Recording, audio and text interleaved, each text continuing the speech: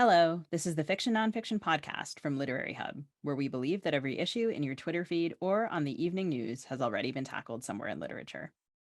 I'm Vivi Ganeshananthan, also known as Sugi, author of the forthcoming novel, Brotherless Night.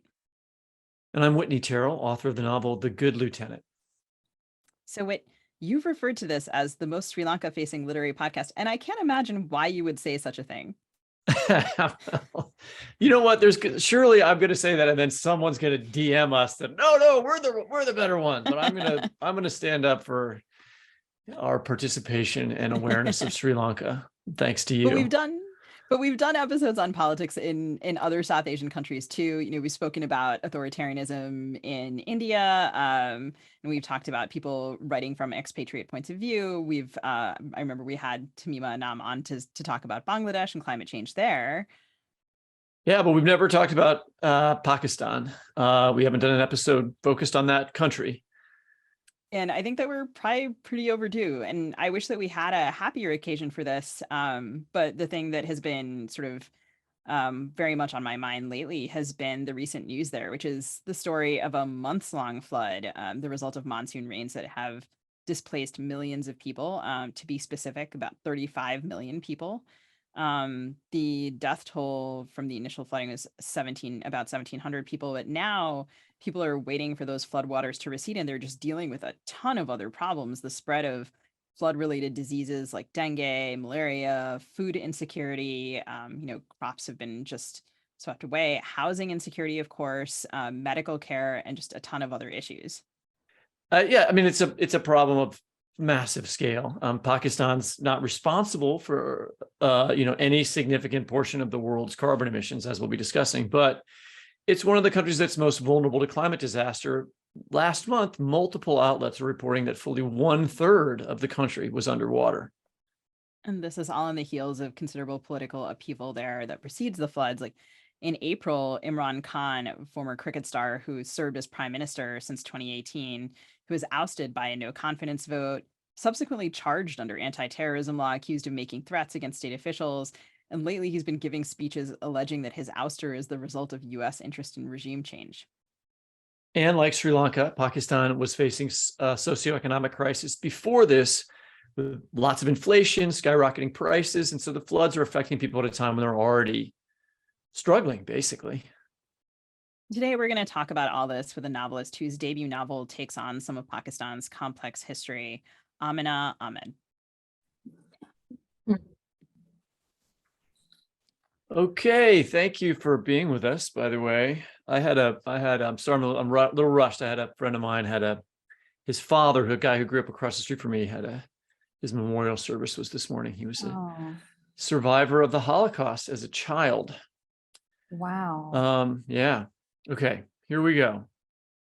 3, 2, 1.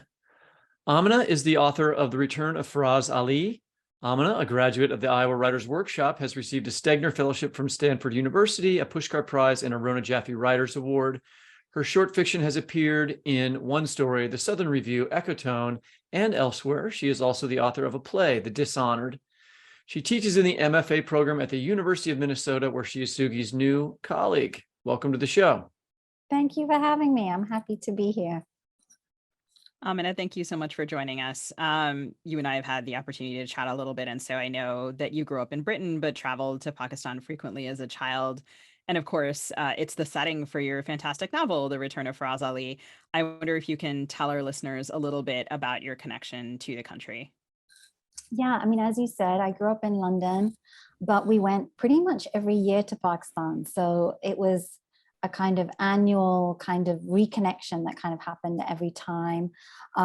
We spent summers there. We were there for family occasions. And it was, I think Pakistan kind of became a little bit of a refuge for me. Growing up in London in the 1980s was perhaps not the easiest place to be a brown kid. And Pakistan felt like a little bit of a sanctuary from all that. I became aware of other obstacles whenever I was in Pakistan, and certainly kind of gender became much more of an issue when I was there. But I enjoyed a kind of a degree of invisibility being there. And also like elevation kind of status as well, because I was also from outside. So I had a really close relationship with Pakistan, but I was then, and even now I remain kind of an outsider, really. I'm very much a diaspora Pakistani, but I think that's also why I continue to write about Pakistan so much, is a lot of. Who did you go visit, just out of curiosity? Like, what parts of your family or friends, or who were the people that you hung out with when you go back there? So my grandmother was in Karachi, so we went there. And then my father's family home was in Lahore. And I had other relatives in other places they were military families, so they were often posted to different places. So I would go to Islamabad and Pindi as well. But primarily Lahore was the place that I saw as kind of my family home. My grandmother's house as well. But she also actually, until pretty late in life, she kept visiting us as well. So that was kind of the bonus. Until she got, too elderly and infirm to kind of do that. And you speak Urdu? I do speak Urdu. My Punjabi isn't great. And even my Urdu, even with Urdu, like just the day before yesterday, I called my mom because I'd come across a word that I hadn't heard before. And I had to ask her to translate it for me. And so I feel like I'm fluent enough to get by when I'm there, but there's language gives you access.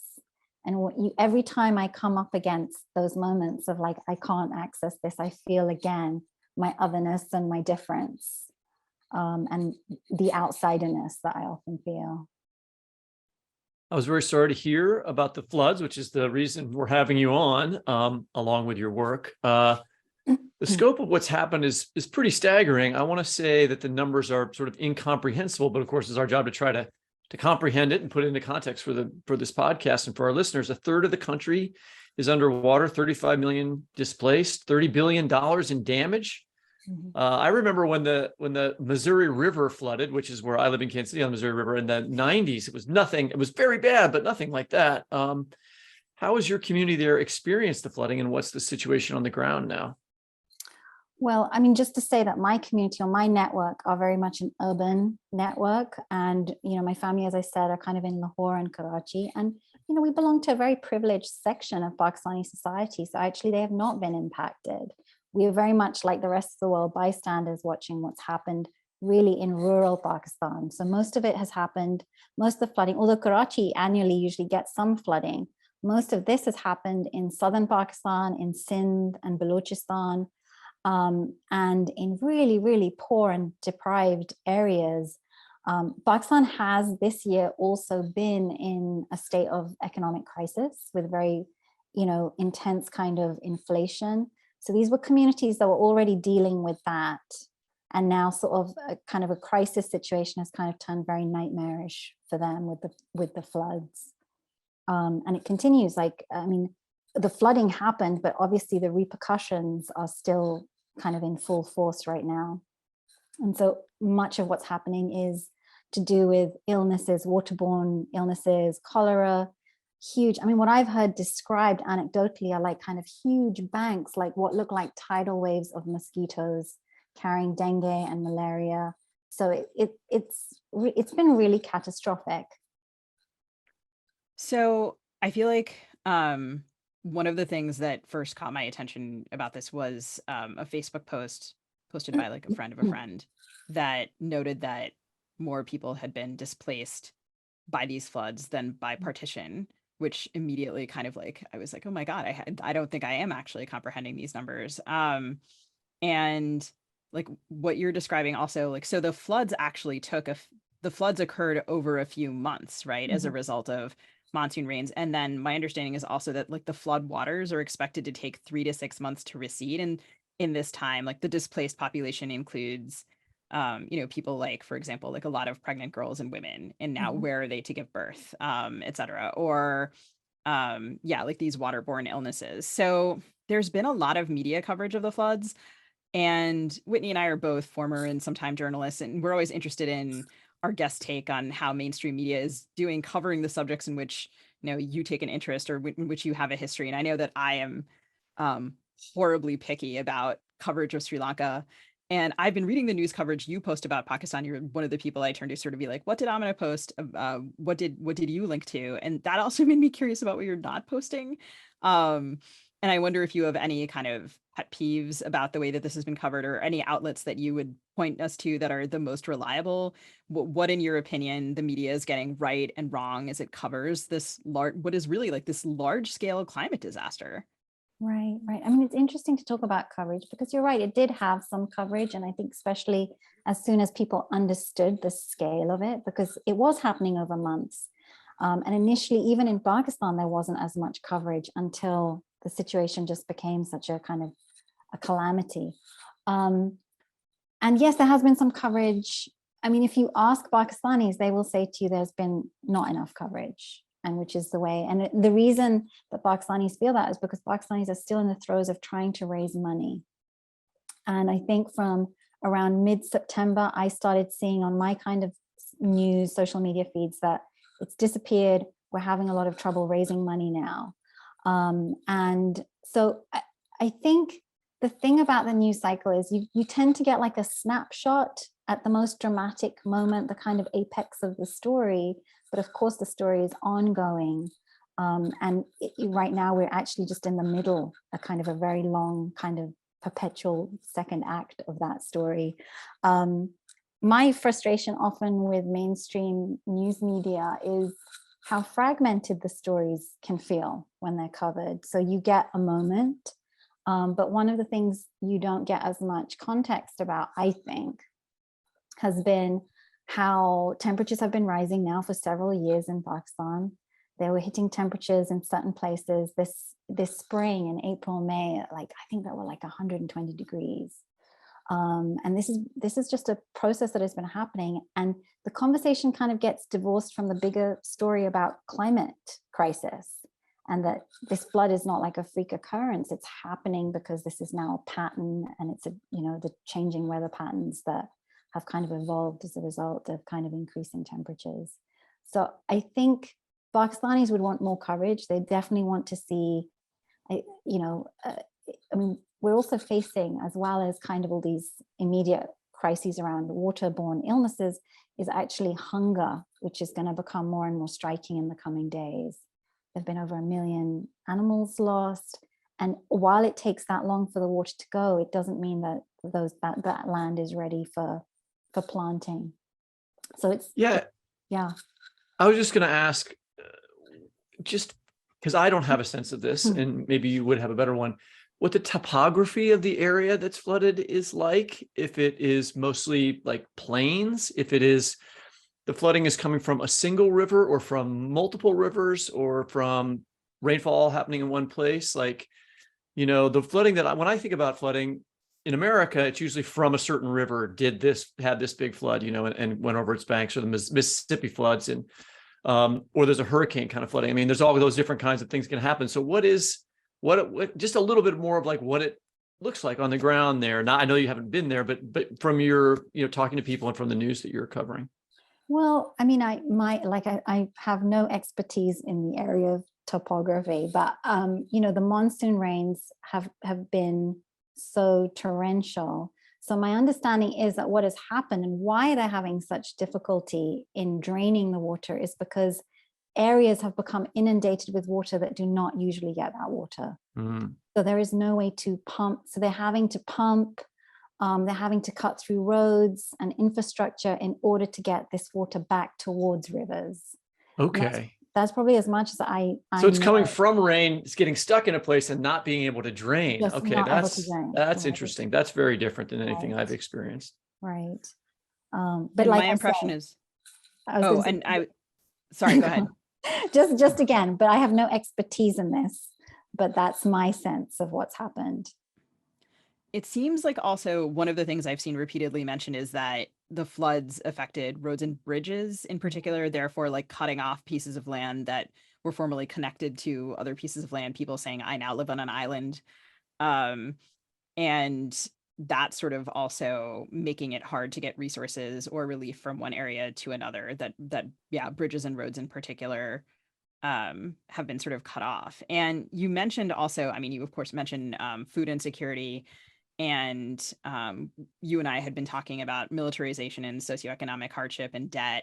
You're mentioning like the difficulty in raising money. So this is like right? This what was it, 30 billion in damage. And then I was reading somewhere that there's been from governments around the world something like 100 to 110 million in aid, which is like a drop.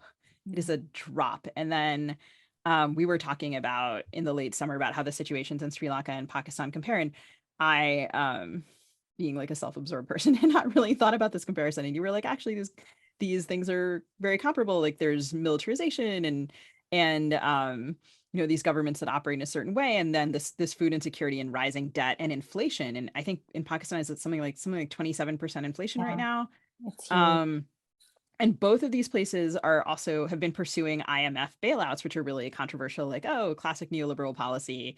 And both places are getting them, it looks like. And it seems like it's 1.17 billion for Pakistan. Again, sort of still a drop in the bucket of that damage, and 2.9 billion for Sri Lanka. And these things come with strings attached, like stringency measures. And I wonder if you can talk a little bit about the relationship between militarization and socioeconomic hardship in Pakistan, and what sort of position the country was in before the flooding. Right. I mean, I will say, like in terms of Pakistan's military has occupied a really powerful position for a really long time and kind of continues to do so. I think they account for about 15 to 16% of government expenditure, which is like very substantial for a country of that size. They remain in charge of things like foreign policy and security, but they have such long tentacles that their influence can be seen in the media, in management of elections, education, all over the place. And they leave very little space for kind of civilians. And not to say that our civilian governments have been great, far from it. But with that constant interference, there's very little space for civilian control. And the fact is that military industries have a whole different set of concerns and interests and obsessions that don't necessarily kind of align with the needs of people. And so funding that should be going to some places is just not going. In fact, right in the middle of the floods, my understanding is that another arms deal around F-16s was finalized, actually. So literally at the same time as all this was happening. And as you say, Pakistan had been, on the verge of kind of in an economic freefall, actually. And we've had all the destabilization that comes with the ousting of a prime minister and a takeover, that's happened. So, I mean, things have been really dire for a really, really long time. And this, like you say, what's coming in now is a drop in terms of what people's needs are. And I suppose in addition to that, the other question is about the power of the military and the difficulty of mitigating that power. They became so powerful partly during kind of the Cold War in the 70s, and then post 9/11 again in during the war on terror, where they have just grown and grown and become this very huge institution. It's really difficult to reverse that power once it's there and once it's established. So I feel like that continues to be a constant tension in Pakistan. So in terms of political destabilization that you're talking about, we mentioned at the top of the show that Imran Khan was recently ousted by a no confidence vote as prime minister. And when we have disasters here in the United States, it's it's a way of judging, in a sense, the political leaders and how they're reacting to the crisis. And it often affects the way that people think about the government. So I wondered if you could talk about who's in charge now in Pakistan and who's viewed as being responsible for dealing with this disaster and how they're doing. I mean, right now, the new prime minister is Shahbaz Sharif, who has taken over, and they're kind of effectively a caretaking government. It's hard to say because factions are so sharply kind of riven in Pakistan that to assign blame, I think everybody right now is blaming each other. And that kind of very factional political infighting is kind of really characteristic of how government works in Pakistan. Actually, that happens here too. You're What are the right. factions that are blaming each other, though? I'm just out of curiosity. Well, I mean, the PTI are furious about Imran Khan going. They have a lot of popular support. There are tensions between them and the army. There are tensions between the PPP and Nawaz Sharif's party. I mean, it's a very complicated kind of political sort of landscape there. And often there are ethnic kind of divisions as well that kind of are marked by those political factions as well that play a part. So it's messy. So I guess that would make it hard to organize a response, Yeah, I mean, I think, even if everything all being well, it would still be hard to organize a response, actually. You're talking about a country that's really poorly resourced.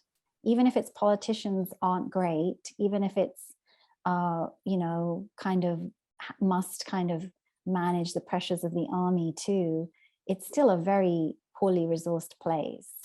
There were floods in 2010, and I think there's been a lot of you should have done more since then, which I completely understand. There is that sense of like there should have been more management and disaster preparation. And at the same time, it's like anytime there is poverty, whether it's a person or whether it's a country, you're lurching from one crisis to the next.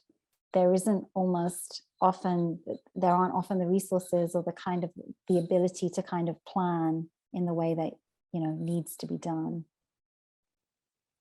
It seems to me like one of the things that your book does so masterfully is I was thinking about the way that your book flits through time as I kept reading these news stories where they would keep flitting back in time to these 2010 floods or to other instances of natural disaster and seeing how things had changed, but also not changed across time periods. And your book also portrays how corruption in state institutions affect individual lives, how people butt against those things or fail to resist them.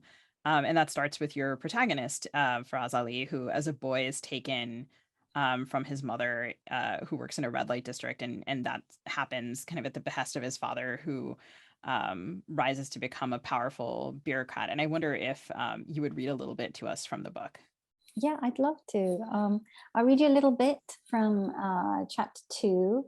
And this is kind of the moment at which the story kind of gets going, really. Faraz is a police officer. His father is a very powerful bureaucrat, and he calls him to ask a favor of him. And this kind of follows on from the opening of the book, which opens on the nights of protests, street protests, which are protests against the military government of that time and the military dictator at that time, who was Ayub Khan. So this is Wajid calling Faraz Ali. Thing is, Wajid said, I'm actually calling because I need your help with something. I hate to ask when I know Bhutto Saab is intent on dragging you all into his circus act. That's fine, Faraz said.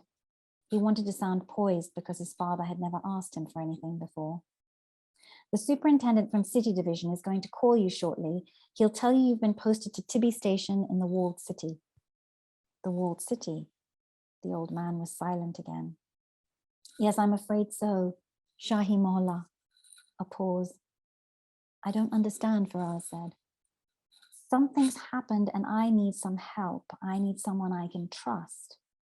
Faraz leaned back. Wajid was trusting him with something. You're the last person I would send there, but I think you're the only person I can rely on in this situation. Faraz could hardly imagine the kind of crisis in which Wajid would trust him above any of his many other lackeys and connections. I know you're smart enough not to go wandering into matters from the past. I mean, your people are all gone from there, I think, but we don't want your connection to the Mohalla announced. It'll be all over town if anyone gets hold of it. He waited. That wouldn't be good for anyone, would it? A breeze and the stack of papers on Faraz's desk fluttered, awakened. What is it you need? Wajid sighed as if exasperated by all he had to do. There was an accident in the Mohalla tonight, all a bit of a mess, and there were some people present, witnesses, who really can't get embroiled in something like this. You understand what I mean? What happened? What kind of accident? I don't know, some kind of drunken brawl, that's all I know. Wajid sounded irritated. Who are these people, these friends of yours?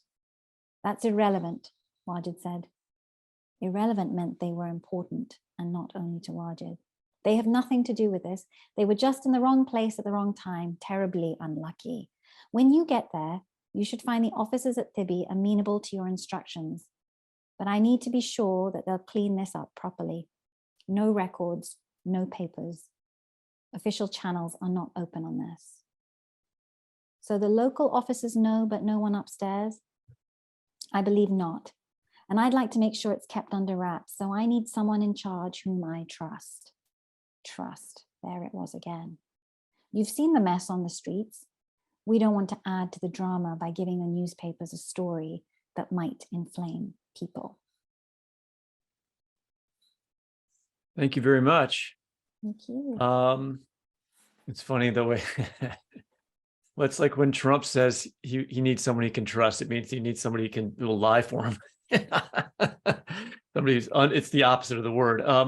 The passage is early in the book, but it sets the scene for this sort of tone that persists throughout the book. And the line that you use is official channels are not open on this, having to do things in the back rooms. And of course, it's this corrupt ask that sets the main events of the book into motion.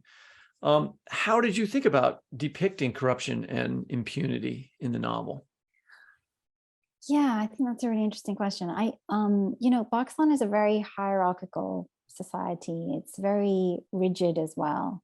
Those hierarchies are really kind of driven by gender and caste and class, and there's very little kind of social mobility. And I was just really interested in the way those who are in power and those who are privileged are able to use the state and the tools of the state in order to kind of maintain that position for themselves. And I was particularly interested in this community. So Faraz is being asked to go and cover up a murder that takes place in the red light district and the murder of a young girl. And this community strikes me as one of the most vulnerable communities in Pakistan, partly but the nature of their work as sex workers means they are incredibly reviled, and there's very little kind of connection and concern for their vulnerability and for the lack of protection they have as workers. And so I was kind of just interested in looking at how normalized violence has become for those communities, really. At the lack of protection for them, but also how the ignoring that violence, the kind of injustice, the lack of consequences around acts of violence against them is also a violence. It's also a violation against that community. And so those were just kind of some of the things that I was sort of interested in looking at when thinking about how the hierarchy of Pakistani society kind of works. So as I was reading your book and thinking about corruption in official institutions, and as I was thinking about the floods, I couldn't help but remember the 2004 Indian Ocean tsunami, in which 230,000 people died, and the country with the second highest number of casualties was Sri Lanka. And I had paid a lot of attention to that event from the vantage point of being, like you, diaspora. And I heard so much about corruption and misuse of tsunami, and also just so much anxiety among the people I knew who wanted to give and who were unsure about sometimes where their money was going, money just going missing. And there was a lot of news coverage eventually also about that. And of course, in Pakistan, accusations, as you mentioned earlier, are flying fast and furious between the current and former prime ministers. And I wonder if you can talk a little bit more about how corruption might be affecting flood relief efforts. Right. I mean, I can't speak to very many specifics, but I did see a news item which Myra Hayat, who is a researcher, an assistant professor who researches water, had posted, and it was a news clip from ARY, which is a Pakistani news channel. And in it, they were talking about the purchase of these prefabricated homes for flood victims. Oh, yeah. And I thought this was really, really interesting. I mean, they had a whole bunch of kind of Pakistani architects talking about how problematic this was. The homes cost about 5 lakhs. They are, industrial products, so that's problematic in itself in terms of emissions and whatever else. But obviously that money is going out. It's not staying within Pakistan's economy. So that aid money is going out. And those homes, which are kind of like these Western containers, are not necessarily kind of relevant or, you know, easily integrated into the needs and the kind of functionality that people who live in rural communities need. So this seems to me like one example of like, I mean, I don't know what else is happening. I don't have any idea actually about what's happening on the ground, but these are the stories that I'm hearing. And I know the anxiety that what you speak of, you know, where to give. There's been a lot of anxiety about who to give. And like we have gone and, you know, when we've wanted to give, often I've seen people choosing individuals who they know and who they feel, and because there's a wariness around organizations and you know, concern around where the money is going all the time. You know, you want to feel like it's making a difference and it's getting to the right place. That comment about the industrial homes sounds very familiar to me. And yeah, I mean, I just remember people sort of wondering, you know, which parts of the country will aid go to? Will this ethnicity, this ethnic group get the aid that it needs? Who is actually in charge of routing things in different ways? And also, like, even just the permanence of structures like that, like how permanent should a replacement home be? Because if it is beyond a certain level, then sort of the suggestion is you might live in it for a long time. And many people may not actually want to return to that kind of, they may want to return to like a structure, like you say, one that is more a part of like the home that they previously had, or that is actually part of their environment, and not one that's like manufactured by some overseas conglomerate that has you know, corporatized and mass produced the relief. Yeah, it sounds like the same old story. Of course, though, you know, this is also, as we've mentioned earlier, this is a climate disaster. And when you're talking, as you did at the very beginning, about like, how did you put it? Like, was it, did you used to call them waves of mosquitoes? Or I can't remember what you used a particular tidal wave. Tidal wave of mosquitoes. Okay. So, I mean, that's, you know, those are the kinds of weird, not normal ecological things that happen when you're experiencing climate change. And you know, Pakistan is a country that hasn't played a large role in climate change compared to the United States, for instance. I mean, we're the people who've emitted most of this gas. And so it raises this interesting question about countries that are having to accept the consequences of our emissions in the West. Mohammed Hanif recently wrote a piece arguing not for aid so much, but for climate reparations in the New Yorker. I was wondering if you could talk about your opinion on that and what you think the path going forward on this issue should be. Well, I really support that position, and I think a lot of Pakistanis do. Pakistan is responsible for less than 1% of global emissions and are very much within its kind of safe zone. And there were last month a number of climate justice marches for reparations in Lahore. There was a march, there was kind of a gathering in London too. So I think that noise is getting louder. Recently, again, Myra Hayat had published an op-ed in the Washington Post, which is about the colonial legacy and how that has set Pakistan up for the floods too. So in multiple ways, the West has had a hand in what is happening right now.